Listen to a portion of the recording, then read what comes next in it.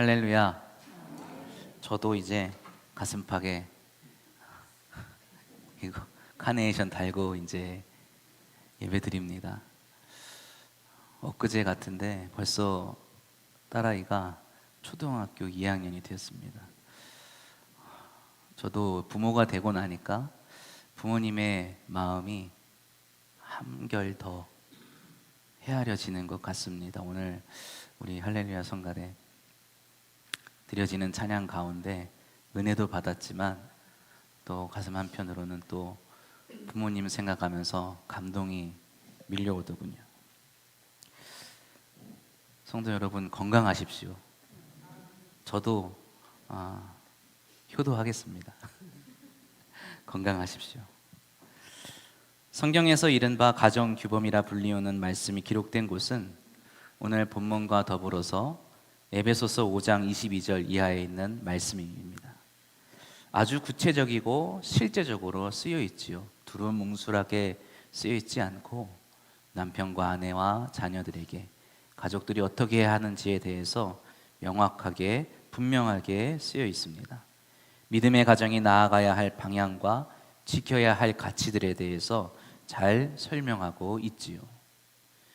교회 안에서 이러한 가르침이 있게 된 이유는 아마도 초대교회 당시에 기독교가 이방 가운데 전파되면서 그리스도인의 가정이 이방인의 가정, 믿지 않는 가정과 무엇이 다른가에 대한 고민이 있었기 때문으로 여겨집니다.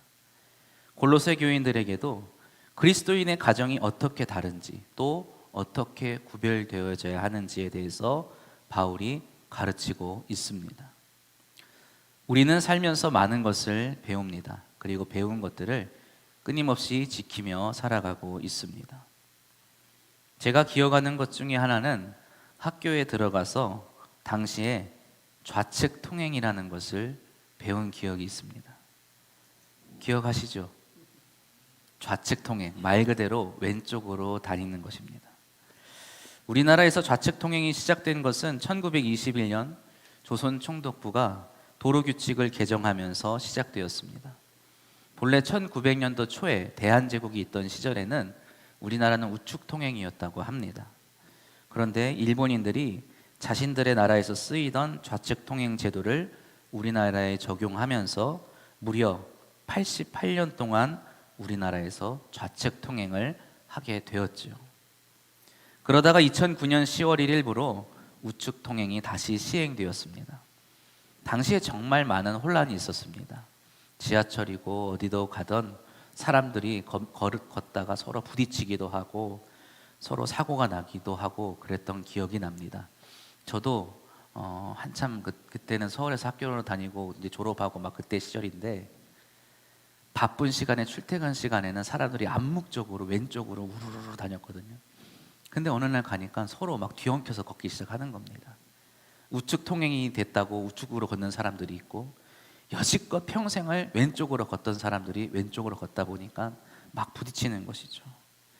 우측 통행에 맞추어서 매표소도 자리가 바뀌게 되고 여러 입구의 위치가 바뀌어서 혼선이 생기기도 하였습니다. 그럼에도 불구하고 우측 통행을 바꾼 이유는 그것이 보다 합리적이기 때문이고 편리하고 안전했기 때문입니다. 오른손잡이가 왼손잡이보다 훨씬 많기 때문에 오른손으로 물건을 많이 든다고 하죠. 그래서 왼쪽으로 다니면 짐이 서로 부딪히는 경우가 낮다고 합니다. 이것은 굉장히 단순한 하나의 이유일 수도 있겠지만 이런저런 이유로 인해서 우리나라 차도도 우측 통행으로 설계가 되어 있고 해서 여러 가지 이유로 사람도 그에 따라서 오른쪽으로 다녀야 안전하다고 했던 것이죠.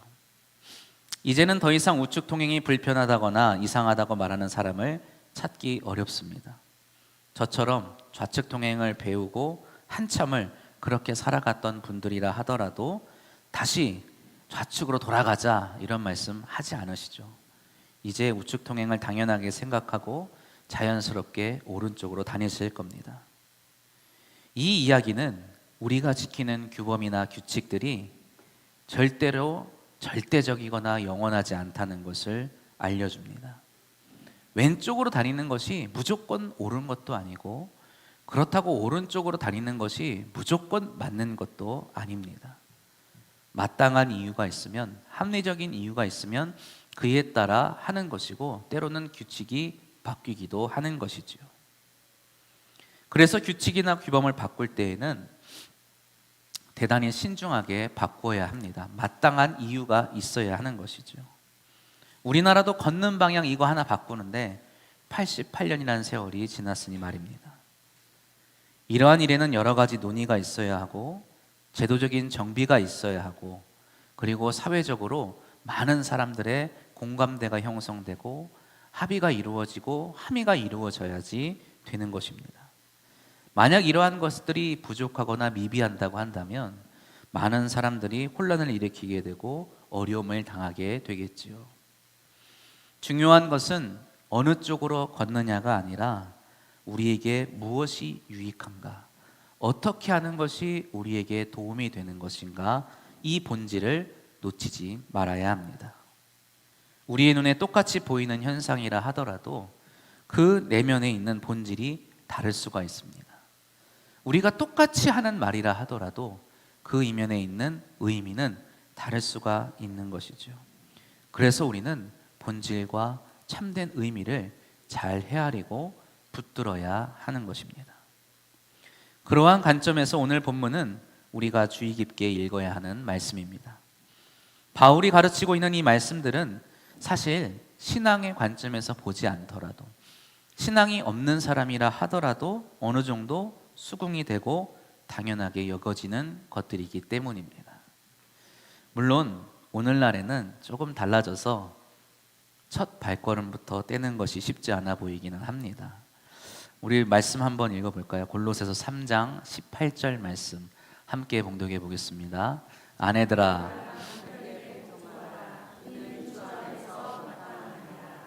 아내들에게 묻겠습니다. 복종하고 계십니까? 남편에게 잘 복종하시기를 바랍니다. 이렇게 말씀하면 저도 오늘 저녁을 스스로 해 먹어야 됩니다. 스스로 해 먹으면 다행입니다. 아내가 하자는 대로 해야죠. 밖에 나가서 먹자 하면 먹고, 굶으라 하면 굶어야 됩니다. 이미 오래전부터 바울의 이 말씀은 수많은 반발을 샀습니다. 오늘날에만 사람들이 갸우뚱하는 게 아닙니다. 아주 오래전부터 이 말씀은 왜 굳이 이런 말을 했을까 하는 추측을 낳았죠. 남편들은 말합니다. 아내가 남편을 따르는 것이 그렇게 억울할까? 바울이 분명히 남편에게 아내를 사랑하라고 해서, 괴롭히지 말라고 해서 남편들은 기꺼이 그렇게 살겠노라 하는데, 그러면 아내도 좀 따라주면 좋은데 아내들은 별로 좋아하지 않거든요. 뒤이어서 나오는 가르침도 많은 논란을 야기하죠. 자녀들이 부모에게 순종하는 것은 당연하게 여겨지는 가르침입니다. 그런데 부모에게 너희 자녀를 노엽게 하지 말라, 이런 말씀을 하지요. 본래 부모는 자녀를 가르치고 훈육해야 하는 책임이 있는 사람입니다. 바른 길로 이끌어야 하는 의무가 있지요. 그러다 보니 자녀와 의견이 다를 때가 있고, 자녀가 부모의 가르침을 따르지 않거나 올바른 길로 나아가지 않을 때면 자녀를 혼내거나 야단을 쳐야 할 때가 있습니다. 같은 그리스도인 사이에서도 오늘 본문 말씀을 가지고 많은 논쟁과 설전이 있어 왔지요. 지금도 그 의견 차이는 별로 좁혀지지 않은 것 같습니다. 성도 여러분들은 이 말씀을 어떻게 이해하시겠습니까? 어떻게 실천하시겠습니까? 이 말씀에 대한 우리들의 이러한 반응, 이러한 이야기들은 오른쪽으로 걸어야 할까, 왼쪽으로 걸어야 할까에 대한 논쟁하고 비슷하다고 여겨집니다. 쉽게 말하면 바울은 지금 오른쪽으로 걷는 것이 중요하냐, 왼쪽으로 걷는 것이 중요하냐 말하는 것이 아니라는 거예요. 오늘 본문을 빗대어 말하면 남편에게 복종하는지 안 하는지 바울은 지금 그것을 별로 신경 쓰고 있는 것이 아닙니다. 다른 말로 또 남편에게 아내를 괴롭히지 말아야 하는가, 꼭 괴롭히는 남편인가, 사랑 잘 하고 있나, 이것을 관심을 두고 있지 않는다는 말입니다. 성경에 분명히 그렇게 쓰여 있는데 무슨 말씀하시는 것입니까? 라고 물으실 수도 있을 것입니다. 그러나 오늘 말씀은 지금 우리의 눈에 보이는 이 말씀, 그리고 우리가 하고 있는 이 행동, 그 너머에, 그 이면에 있는 본질에 대해서, 그리고 그 본질을 가르치는 말씀이기 때문입니다. 제 딸아이가 이제 초등학교 2학년입니다. 갓난아기였는데 언제 그렇게 자랐는지 모릅니다. 여전히 제 눈에는 아기 같고 어린아이 같은데 점점 스스로 생각하는 것들이 많아지고 자신을 인식하는 것이 달라집니다. 꼬맹이, 애기라는 말을 하면 굉장히 싫어합니다. 자기는 꼬맹이 아니랍니다. 이제 자기는 이제 애기 아니랍니다. 저 언니예요, 저 누나예요, 막 이럽니다. 벌써부터 사춘기가 시작되는 건 아니겠죠. 그런데 가끔 딸 아이에게서 위화감을 느낄 때가 있어요. 예전에는 바쁘게 막 일하고 있다가 아이가 유치원이나 학교에서 이렇게 돌아오면 다녀왔습니다 하고 인사합니다. 그러면 제가 바쁘고 정신이 없어서 말로만 잘 다녀왔니? 이렇게 말하면 대답 딱 하고 가더라고요. 근데 요즘에는 그렇게 하면 느낌이 이상합니다. 뭔가 싸늘한 느낌이 들어요. 그래서 이렇게 채보다 말고 이렇게 쳐다보면 서운한 표정으로 이렇게 쳐다보고 있습니다. 그러면 아차 싶어서 잘 갔다 왔어? 오늘 학교 재밌었어? 하고 안아주기도 하고 토닥거려 주기도 하고, 오늘 친구들하고 뭐 했어? 방과 후에는 재밌었니? 막 얘기도 해주고 같이 웃어주고 막 그럽니다. 그제서야 조금 서운한 마음이 풀리는 것 같더라고요. 아이가 이제는 그냥 들리는 말에 그냥 그치는 것이 아니라 그 너머에 있는 아빠의 마음을 점점 인식하기 시작하는 겁니다. 아빠가 정말 내 말을 듣고 있나? 아빠가 정말 내가 학교 갔다 온 걸 반기고 있나? 이런 걸 따지는 것 같아요. 바울이 살던 시대에도 가정에 관한 법률이 있었습니다. 가정에서는 남편의 책임과 아내의 의무가 있었고, 그것을 잘 지킴으로 인해서 가정이 평안할 수 있었습니다. 부모는 자녀에게 보호자였고, 자녀는 그러한 부모에게 순종과 존경을 드렸습니다. 덧붙여서 그 당시 집에는 종과 상전도 있었는데, 이들 사이에서도 종은 상전에게 순종하고 상전은 종에게 마땅히 해야 할 신의를 지켜야만 했습니다. 그러한 관계 속에서 그러한 규칙이나 법을 잘 지킴으로 가정이 정말 평화롭게 잘 유지될 수 있었던 것이지요. 그러한 가운데 바울은 그리스도인의 가정은 새로운 규칙 아래에서 평화를 이루어야 한다고 가르치고 있습니다. 보이는 현상은 같아 보일지도 모릅니다. 남편과 아내의 관계가 믿는 가정이나 믿지 않는 가정이나 별반 다를 것 없어 보여요. 부모와 자식 간의 관계에도 믿는 사람이나 믿지 않는 사람이나 그 가정을 들여다보면 별반 다르지 않아 보일 때도 있습니다. 요즘 시대에는 오히려 믿지 않는 가정에서 부모가 자녀를 대하는 것이 때로는 더 살갑고 더 아이들을 존중하고 존경하는 모습을 볼 수가 있기도 합니다. 그러나 눈에 보이는 것이 비슷하다 하더라도 그것이 같은 것은 아닙니다. 바울이 가르치고자 하는 것은 세상 사람들이 따르고자 하는 세상의 가르침과는, 세상의 규칙과는 전혀 다른 것입니다.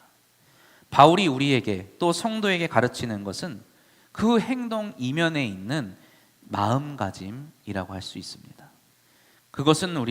우리는 그것을 신앙이라고 부르기도 합니다. 이것을 잘 설명하는 것이 에베소서에 있는 동일한 가르침을 주고 있는 말씀입니다. 오늘 본문에 있는 가르침의 일종의 주속, 설명이라고 할 수가 있겠죠.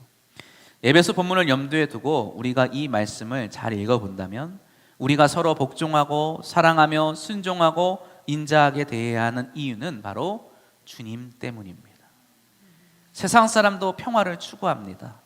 세상 사람도 사이좋게 지내는 걸 좋아하죠. 좋은 관계를 유지하고 싶어 합니다. 그 이유는 무엇일까요? 자신에게 유익이 되기 때문입니다. 이기적인 이유로 평화를 추구하는 것입니다.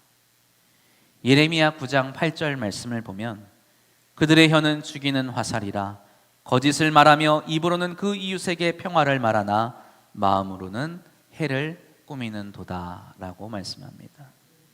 그들은 이웃에게 평화를 말합니다. 그들은 이웃에게 잘 지내자고 합니다. 우리는 이웃이니까 잘해야 한다고 말하지요. 그러나 자신에게 유익이 되지 않는 순간 언제든 상대방을 해할 준비가 되어 있는 사람들입니다. 평화를 말하는 이유가, 평화롭게 행동하는 이유가 상대방에게 있는 것이 아니라 나에게, 내 안에 있기 때문입니다. 그러나 예수님은 우리에게 평화가 무엇인가에 대해 이렇게 말씀하고 보여주십니다. 누가복음 23장 33절 34절 말씀 우리 함께 봉독해 보겠습니다. 해골이라 하는 곳에 이르러 거기서 예수를 십자가에 못 박고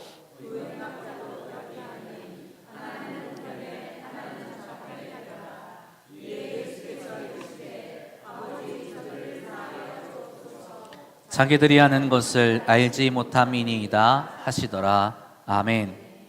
예수님께서 십자가에 순순히 못 박히신 것은 예수님께서 대제사장과 또 빌라도보다 열등해서가 아니었습니다. 힘이 없어서도 아니었죠.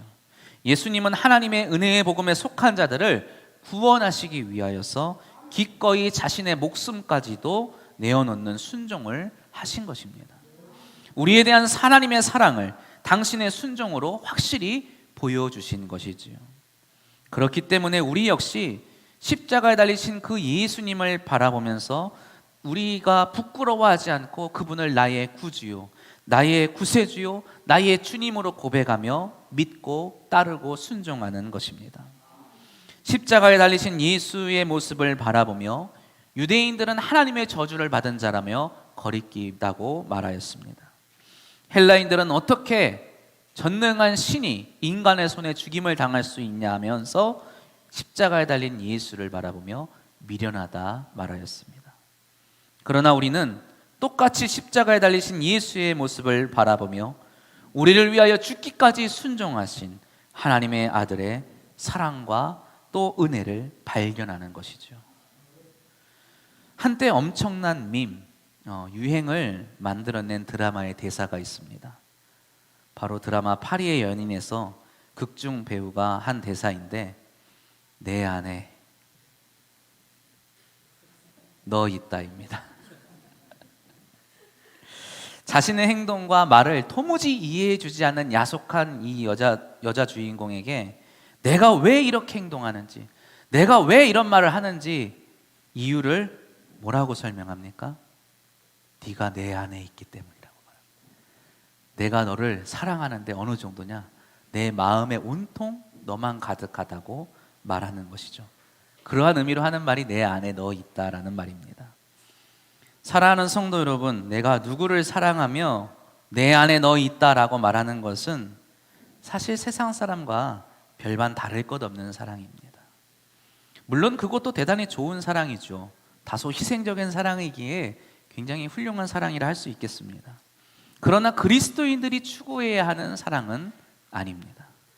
우리는 누구를 사랑할 때에 내 안에 너 있다가 아니라 내 안에 예수가 있다고 말할 수 있어야 합니다. 남편이 아내를 왜 사랑해야 합니까? 이런 거 꼭 굳이 물어야겠습니까? 라고 말하실 수도 있겠지만 분명하게 우리는 알고 있어야 합니다. 남편이 아내를 왜 사랑해야 합니까?